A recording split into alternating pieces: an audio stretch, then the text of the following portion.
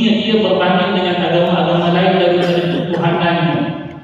Kita tidak ada Tuhan yang lain yang kita syirikkan bersama-sama dengan Allah. Sebaliknya kita menetapkan Tuhan itu hanyalah Tuhan yang satu, berbanding dengan agama yang lain yang telah pun mensyirikkan akan Tuhan-Tuhan mereka dengan segala sesuatu. Termasuklah yang hampir dengan kita, iaitulah Yahudi dan Nasrani pun terjebak dalam masalah tersebut. Tetapi sesuatu yang Allah berikan juga keistimewaan bagi umat Islam ini, iaitulah hatta dalam hal beribadahnya pun, kalau kita tahu bagaimana Nabi SAW sentiasa cuba untuk mendatangkan kepada kita daripada Allah sendiri, untuk menjadikan umat Islam itu berbeza daripada sekalian agama yang lain, sama ada daripada kefarduan-kefarduannya ataupun yang sunat-sunatnya. Contohnya dalam bentuk fardu, kita tahu bagaimana kita dalam hal kiblat berbeza daripada Yahudi dan Nasrani yang menghadapkan diri mereka ke arah Masjidil Aqsa, dan juga agama-agama lain yang menghadapkan diri mereka ketika beribadah ke arah yang lain, khususnya ke arah berhala-berhala mereka. Tetapi Islam satu-satunya agama yang menghadapkan wajah mereka, tubuh mereka ke arah yang namanya Baitullah Al-Haram di Bumi Mekah. Itu satu contoh bagaimana berbezanya kita daripada hal kefarduan. Manakala daripada amalan sunat sendiri pun, kalau kita ingat, bila kita masuk saja bulan Muharram, kita disunatkan untuk berpuasa sehari lebih awal, sehari kemudian. Pasal apa? Nak bagi beza dengan orang Yahudi. Hatta dalam kita menyimpan misai dan berjanggut pun ada tata cara yang diajarkan oleh baginda Nabi SAW bagaimana kita nak menjadi berbeza daripada golongan-golongan tersebut. Pendek kata, kurniaan Allah kepada kita daripada kiblat yang berbeza daripada agama yang lain, ia merupakan satu nikmat yang besar yang kita patut syukuri berbanding dengan nikmat-nikmat yang lain. Sehinggalah Allah sebutkan dalam hujung ayat yang lain, la'allakum tashkurun, mudah-mudahan kita bersyukur kepada Allah Subhanahu wa taala.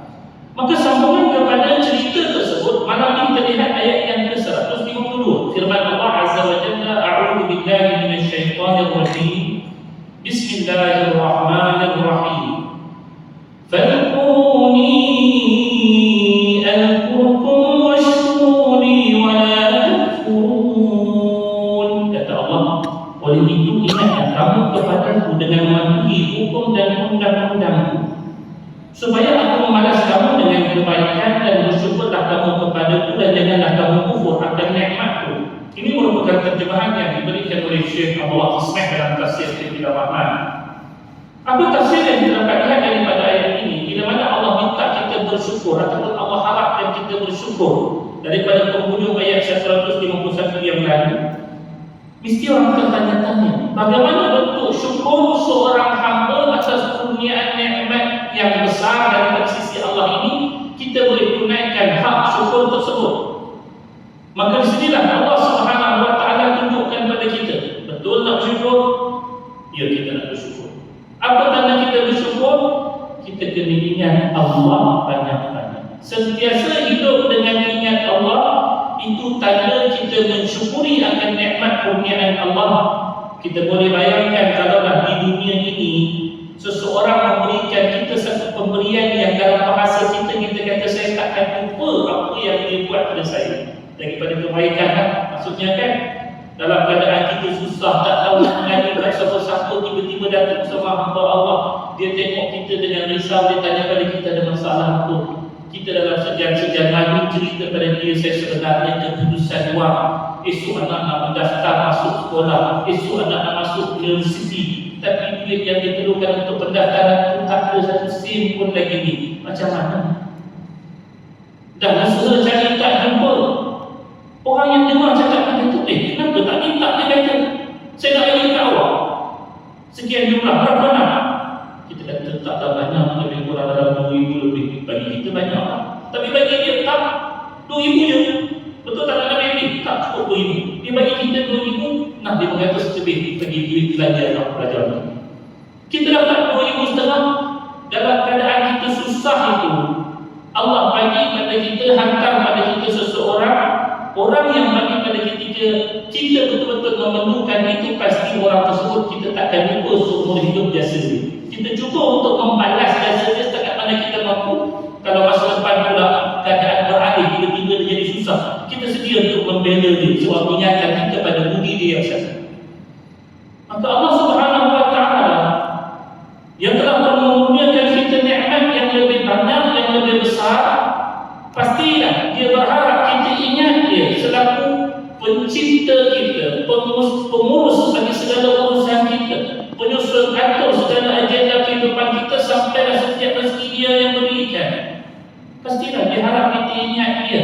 Jangan jadi kacang lupakan kulit. Maka itulah yang didahulukan daripada perintah ini.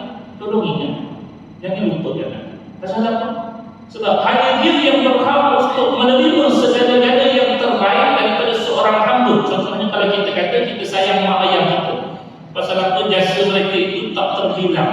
Ya, betul. Memang kita bertanggungjawab untuk berbuat baik kepada ibu dan ayah, kerana mereka lah menjadi sebab kita hidup di atas muka bumi ini selepas daripada Allah berikan kita kehidupan tersebut. Tetapi daripada satu sudut yang lain, hebat mana kasih sayang kita terhadap ibu dan ayah, apa yang patut kita langsaikan terhadap Allah daripada kasih sayangnya, itu pasti jauh lebih mengatasi daripada kasih sayang kita terhadap ibu dan ayah. Tak boleh sayangkan mak ayah kita lebih daripada kita sayangkan Allah Subhanahu wa Ta'ala. Kalau mak ayah kita tak boleh sayangkan lebih daripada kita sayangkan Allah, pastilah yang lain-lain daripada dia tak boleh kita dahului kasih sayang itu lebih daripada kita sayangkan Allah Subhanahu wa Ta'ala. Maka kalau kita lihat apa yang dikemukakan oleh Imam Hasan Al-Basri, seorang tabi'in yang terkenal, yang tuan-tuan sudah dengan nama dia. Saya kerap ketik nama beliau sebab beliau antara orang yang alim, lagi faqih, lagi berakhlak dalam menuturkan pandangan-pandangan beliau ketika mana mentafsirkan sesuatu ayat. Apa kata beliau berkenaan tentang ayat ini? Kata Imam Hasan Al-Basri, yang terkandung dalam perintah ini iaitulah Allah minta kepada kita, ingatlah kalian atas apa yang telah aku wajibkan kepada kalian. Kalimah wajib ni kita tahu benda yang bagi kita lah. Tuan-tuan, kalau ada kewajipan kita rasa tu berat tak? Berat kan? Tak lama lagi puasa Ramadan dah datang. Kewajipan juga tu macam mana? Okey tidak, berat tidak? Berat. Tapi kita tahu pada setiap kewajipan yang Allah wajibkan kepada kita, ianya adalah merupakan satu kebaikan yang takkan ternafi daripadanya sampai bila-bila. Kalau Allah tak wajibkan kepada kita benda tersebut, pasti kita akan diharamkan daripada kebaikan. Sebab manusia ni kalau tak wajib dengan sesuatu yang penting, mungkin dia buat dalam masa waktu dia dipenggit for granted, ambil dalam keadaan sambil elok. Tapi sebab Allah tahu apa yang perlu untuk seseorang itu daripada kebaikan diri dia, maka Allah wajibkan benda tersebut untuk diri dia. Macam anda kalau dah sampai di hospital, keadaan kita sakit, nak bagi pilihan lagi, doktor boleh tak saya tak makan ubat ni? Tengok macam mana doktor membebel pada kita kan. Pakcik cakap banyak, buka dulu, makan dulu. Pasal apa? Sebab kita tengah sakit, doktor tahu inilah ubatnya, dengan izin daripada Allah boleh sembuhkan awak. Tapi kalau doktor tak wajibkan, pakcik terpulang lah, pakcik nak makan tak sudah, kita pokok pula ubat tak sedap.